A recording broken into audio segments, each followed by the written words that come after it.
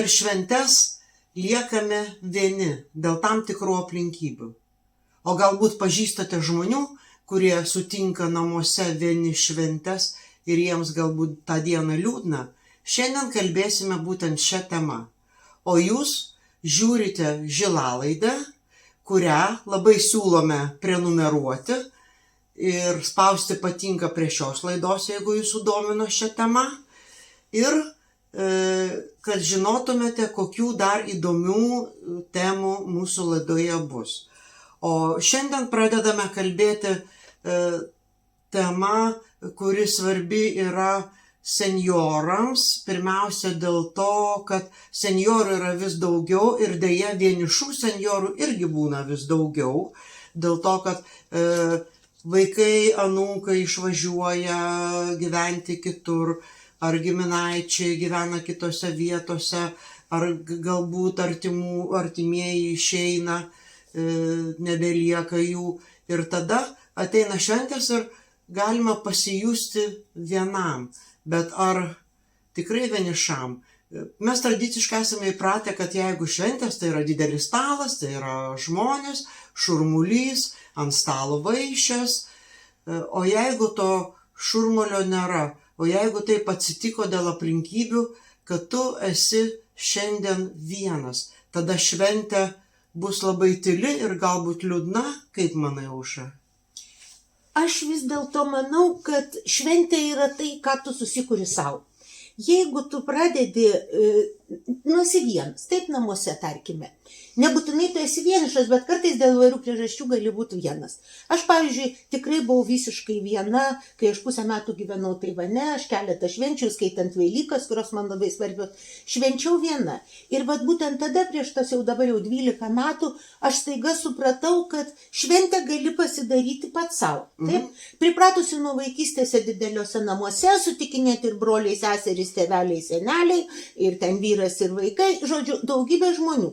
Ir staiga aš tampu viena ir jie visi yra kažkur toli. Čia daugelio problema Lietuvoje, jeigu, pavyzdžiui, vaikai yra išvažiavę. Kaip ir tavo tai. Taip pat. Bet staiga aš supratau, kad kai yra šventė, tu gali atsisėsti ir pabandyti sujungti gyvenimą su savim. Apmąstyti savo gyvenimą. Pagalvoti, koks tas mano gyvenimas yra, kokio aš jo norėčiau, kas yra jame gero, o ką norėčiau keisti. Bet jeigu yra šventė, aišku, nereikia nusileisti į tą tokį liūdną apmąstymą, kaip aš ten blogai kažką padariau, kažkas. Ne, ieškoti tų pozityvių dalykų. Aš truputį įsiterpsiu, kad psichologai teigia, kad šventė tai yra pirmiausia emocija, kurią mes susikuriame. Ji gali būti džiaugsminga, ir tada per šventes tas džiaugsmas sustiprėja, o gali būti liūdesys ir tada žmogų apėmęs ir per šventes tas liūdesys sustiprėja. Tai tu siūlai išvengti to liūdesio, ar ne? Aš turiu savo būdą, kaip aš apskritai, aš gyvenu viena ir mano vaikai pas mane apsilanko ir mes gerai leidžiame laiką, aš turiu daug draugų, bet vis dėlto didžiąją dalį laiko aš esu viena. Ir kartais, kai užeina liūdesys, aš žinau vieną nepaprastai gerą būdą ir labai siūlau jums jį padaryti. Nesvarbu, ar šventės ar ne šventės, šventėse tas ypatingai gerai. Atsisėsti ir pagalvoti, ką nors apie tuos, tarkime, apie tuos, kurie išėję. Aš labai, pavyzdžiui, turiu tokį mylimą variantą. Mano močiutė mirė po pusės metų po to, kai gimė mano vyresnysis sūnus. Ir tą pusmetį aš iš tikrųjų labai daug laiko su ją praleidau. Jinai buvo jau senutė, mes kalbėdavomės. Ir yra toks vienas nuostabus dalykas, ko jinai mane išmokė turbūt likus mėnesio ir pusantro iki jos kelionės pas viešpatį. Iš tikrųjų, jinai išmokė mane lipinti tą kraštelį koldūnų. Aš labai gražiai jos moku sudėlioti ir tai yra kažkaip aš visada, kai man pasidaro, kažkaip liūdna ar kas galvo, reikia jau pasidaryti koldūnų, su močiute pasišnekėsiu. Nes iš tikrųjų man tas lipinimas ir kai aš matau, kaip gražiai užsilanksto kraščiukai, man yra toks kažkoks sugrįžimas į savo vaikystę. Tuo metu aš aišku jau ne vaikas buvau, kai jinai išėjo, aš jau buvau net mama, tiesa labai mažučio vaiko mama. Bet iš tikrųjų aš tarsi suprantu, kad aš esu viena iš grandinės, tęsinys aš esu tęsinys, esu kažkas grandinėje. Ir tu siūlai per šventes pasigaminti mėgstamą patiekalą. Ir kaip, pavyzdžiui, aš nesakau, kad tai yra kiekvienam dalykas, bet pirmą prisiminkime savo tuos jau išėjusius žmonės. Ypač jeigu esame vyresni, tai dažniausiai dėja tėveliai yra išėję. Taip? Tai aš močiutė, bet aišku, aš prisimenu ir mamytę ir jau tada nuo to jau prasideda visas džiaugsmas, kaip ten viskas vyko ir kaip ten viskas atrodė. Ir tie patiekalai labai man atrodo, kad va šitoje tasoje gyvenimo, kad suprasti, kad net jeigu tu esi vienas per šventes, ieškoti to ryšio su gyvenimu. Ir jis labai gerai surandamas mano supratimu, kada tu atsistoji į savo tą visą seką. Tėvelių, paskiau vaikų ir taip toliau. Ir tada, iš tiesų, vienas iš tokių, man atrodo, visai neblogų dalykų yra ir prisiminti ir patiekalus mylimų tėvelių. Beje, kartais žmonės mano, kad, aš vienas esu, tai ką čia, ruoštis, gaminti, kažką daryti, o aš kaip tik manau, kad reikia, jeigu mes norime susikurti patys savo šventę, juk kuriame šventę pirmiausia savo, o ne dėl to, kad ten kažkas ateis. Šventė turi būti mums. Tai mes galime ir namus papuošti, ir patiekalus pasigaminti, ir muziką mėgstamą įsijungti, ar kažkokius ten video pasižiūrėti. Ir jau sukuriam tam tikrą nuotaiką. O kalbant apie grįžimą į praeitį, tai tarkim, galėčiau pasiūlyti, kad galima pasiimti nuotraukų albumus, ar ne, galima juos vartyti, tvarkyti ir kartu pamatyti ir praeities kartas, ir savo vaikus, ir visą kitą.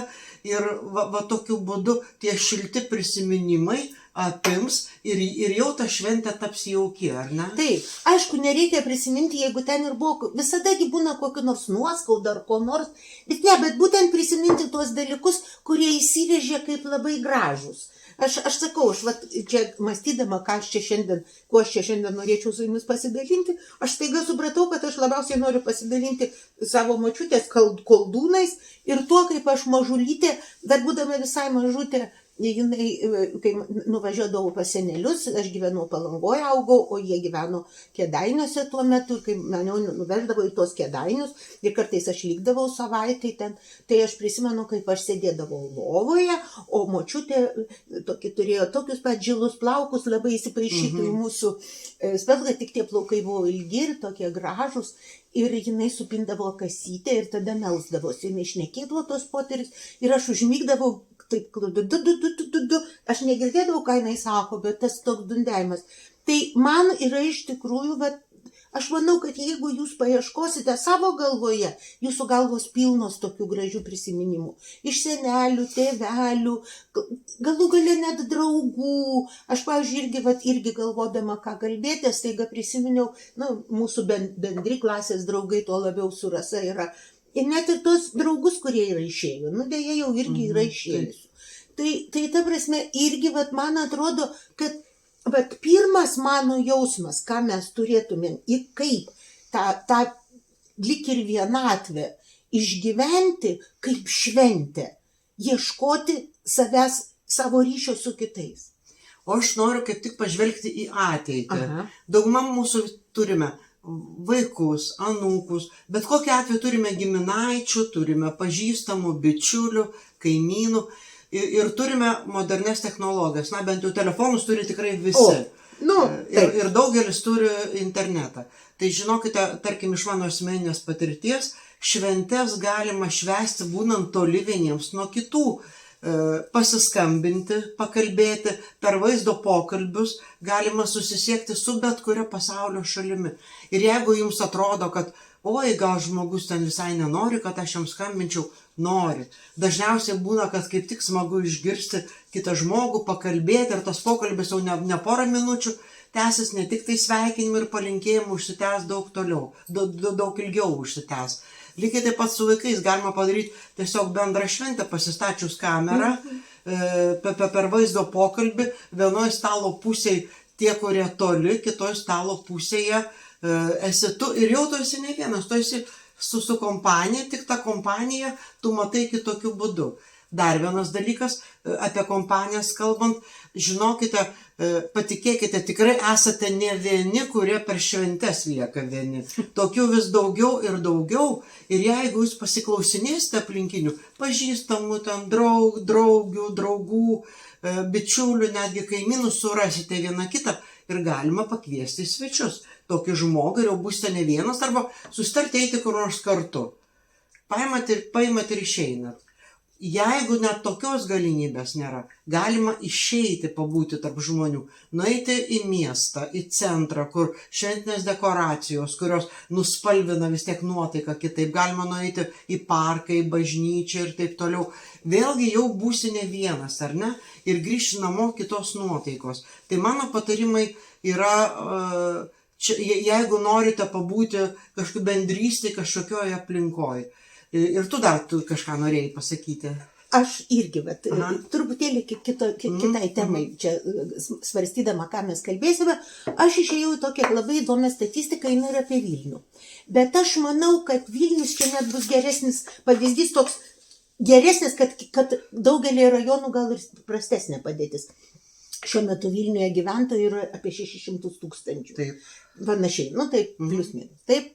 Ir statistika rodo, kad 112 000 iš jų yra vyresni negu 65 metų. Kokia 100 000? 112 000. Vien tik tai šiame mieste. Vien šitame mieste man paliko didelį įspūdį. Ir tada, ir dar įdomiau, kad kada jau pradėjau žiūrėti ir pradėjau ieškoti dar statistikos, staiga sužinojau, kad daugiau kaip pusė iš šitų 112 000 gyvena vieni.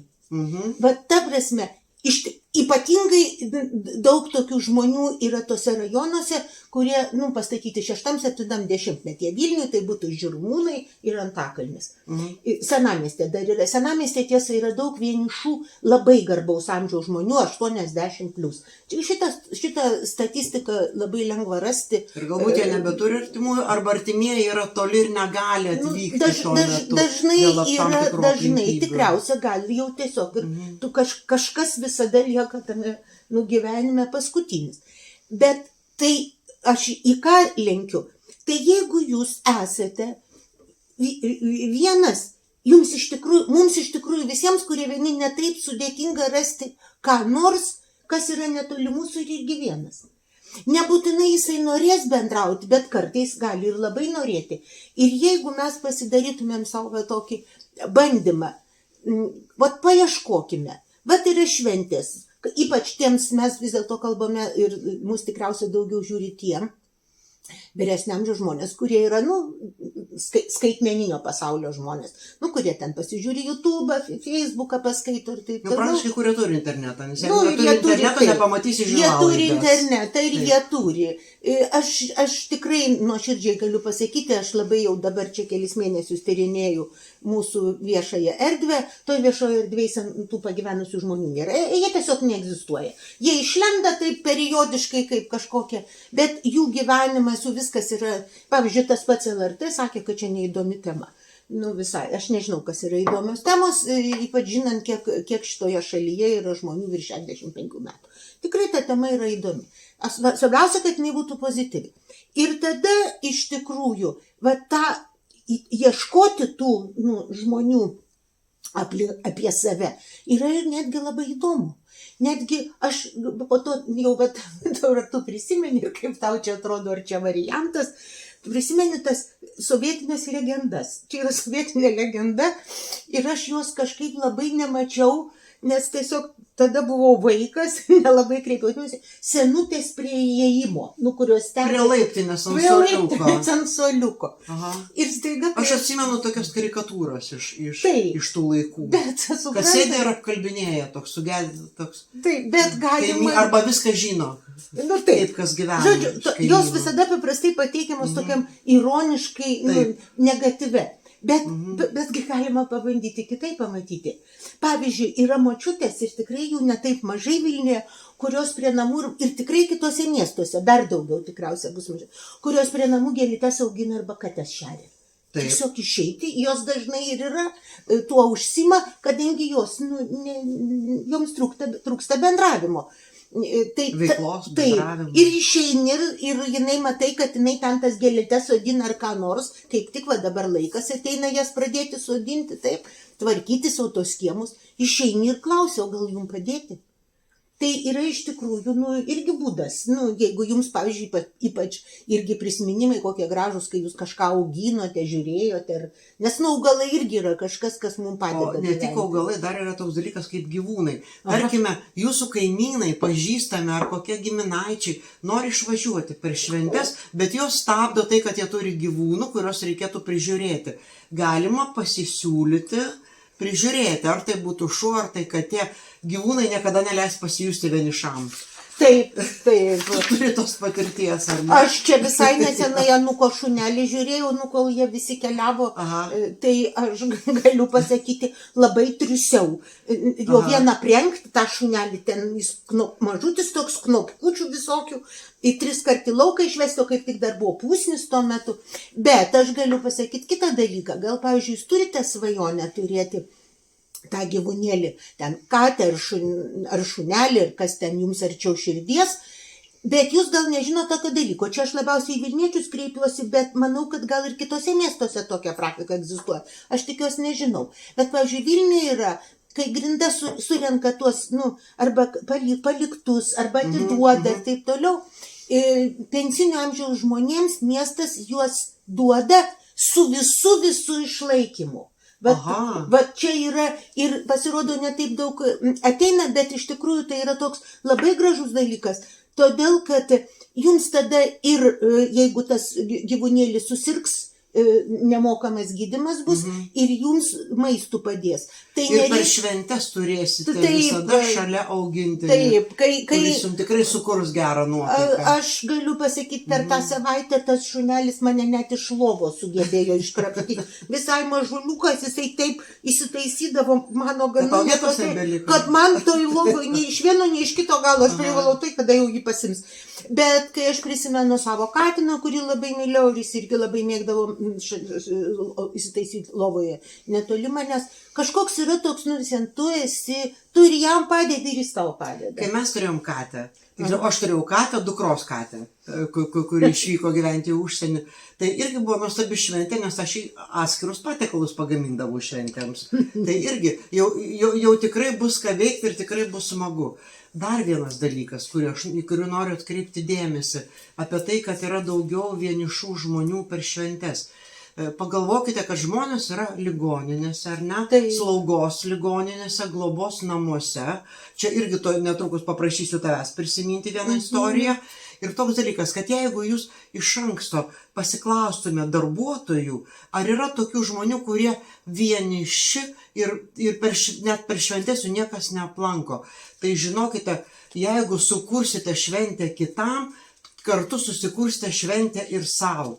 Tai jeigu jūs tą dieną nuvažiuosite aplankyti, ar ne, tą žmogų, kurio niekas nelanko, žinokite, užbursite ir jis nuostabią nuotaiką, ir save užbursite nuostabią nuotaiką.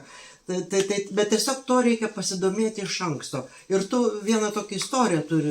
Aš tų istorijų labai nemažai turiu. Kokiais 98 ar 97 metais mūsų Vilniaus Kazimiero bažnyčios kunigas pasakė, kad, žinot, būtų gražu, jeigu mes, katalikai, eitumėm į slaugos namus ir pasižiūrėtumėm vienišus senukus. Tada tie slaugos namai buvo dar labai labai tokie baisiai sovietiniai, labai taip, viskas labai apleisti taip. Tokie, dar jie liūdnai atrodė, dabar jie tikrai yra modernesni ir visa kita, ir lovos kitokios ir taip toliau.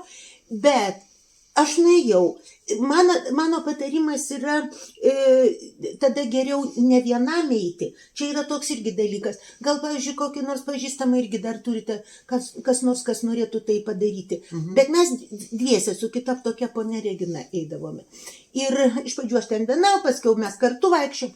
Ir aš galiu jums pasakyti, tai buvo vienas nuostabiausių mano gyvenimo dalykų, kur aš iš tikrųjų gavau daug daugiau iš tų vienišų žmonių, negu kad aš jiems daviau. Tai tą kartais labai sunku suprasti, bet ten buvo tokia Staselė, kuriai po to jau, jinai visą gyvenimą labai rūkė. Tai jau kai aš ją aptikau slaugos namuose, jai labai skaudėjo kojas, paskui tą koją jai nupjovė, nereikia rūkyti. Rūkykite. Prasidėjo ten, žodžiu, visokios jai ten bėdos atsitiko. Ir jinai gyveno tokiam netoli geležinkelio namelyje, kur malkos buvo laukia ir pasišildyti negalėjo. Ir mes su ta ponė Regina pasivaikščiodavom. Jinai labai mėgo faršmaką, čia toksai patiekalas truputį žydiškas. Tai aš irgi išmokau tą faršmaką gaminti. Mes prisigamindavom faršmako. Mes pas ją nueidavom, išsikepdavom pyragėlių, o jinai jau kojos neturėjo, jai vaikščioti buvo sunku. Ir iš tikrųjų mes nuostabiai visos trys leisdavom laiką. Tai štai padaryti gerą kitam, žinokite, savo pasidaryti tada 3 kartus geriau, negu jums atrodo. Tai va. Ir dar vienas dalykas yra, kad galima, jeigu jau esate vienas namie, taip išpuolę, kad galima kurti planus ateičiai, ar ne? Pasidarėte tokį jaukų šventinį stalą, muzika, žvakė, kažkokios dekoracijos, pasiėmėte ar kalendorių, ar užrašų knygelę ir planuojate, o ką jūs veiksite, kur jūs galvojate išvažiuoti, ar nueiti, ar kažką pamatyti. Gyvenimas juk tęsiasi ir jūs pajusite tą tąsą ir bus labai smagu, kai jūs žinosite, ką jums veikti toliau, ar ne? Aš iš vis manau, kad šventė gali būti, ypač kai esi vienas ir niekas nėra šurmulio, kokie bebūtų mylimi žmonės apie tave, tu turi jiems skiri dėmesį ir viskas, ir tu tarsi nuo savęs trupučiuką atsitrauki. Taip? O jeigu tu esi vienas, tu turi galimybę apmastyti savo tą gyvenimą. Aš kaip aš ir sakiau, sujungti mazgelius su praeitimi, bet sujungti mazgelius labai dažnai reikia ir su savimi. Tai yra pasmastyti, o ko aš gyvenime noriu, kas man atrodo mano gyvenime svarbu ir prasminga, ko aš iš jo tikiuosi. Aš labai mėgstu šitą temą vis pagalvoti ir kartais keičiasi ta perspektyva, visai kitaip matai ir nuo amžiaus priklauso ir nuo daug ko, bet va tas mazgelių raišymas jis iš tiesų gali būti labai labai prasmingas. Ir tai tada galima pavadinti ne šventę, kai esi vienas, o šventę, kurią skiri savo. Tai jau irgi gauna kitą prasme. Dabar žiūrėkite, mes šią laidą, Žilalaidę, rodome Velykų dieną. Ji įrašoma šiek tiek anksčiau, rodoma Velykų dieną.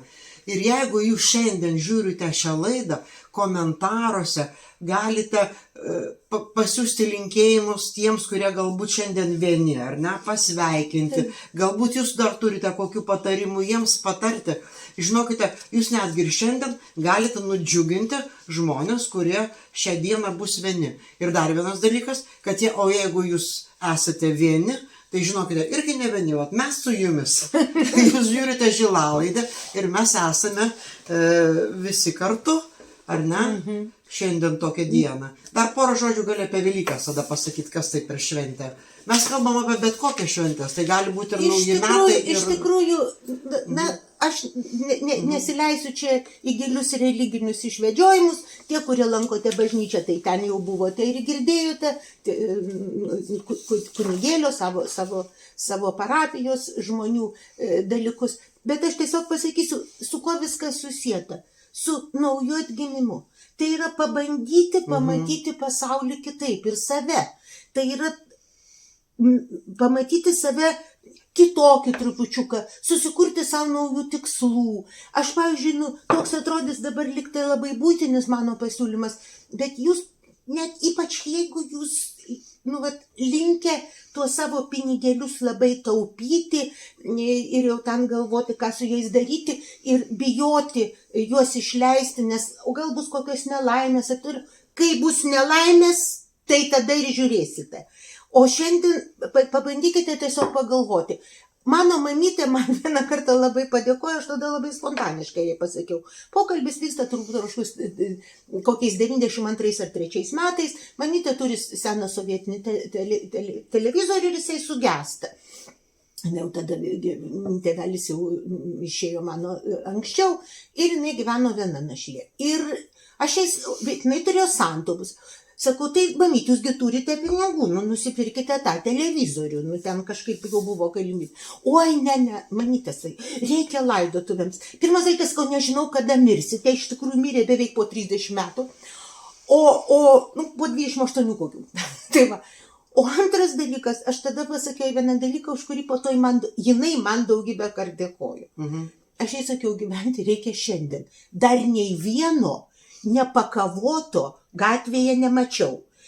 Paimkite, ir jinai tada nusipirko televizorių. Jos, tarp kitko, draugės, dabar aš tikiuosi situacija jau yra pasikeitusi, žmonės šiek tiek gal taip drąsiau masto, jos draugės labai visos stebėjosi, Jėzus, Marija, tokį brangų televizorių nusipirkai.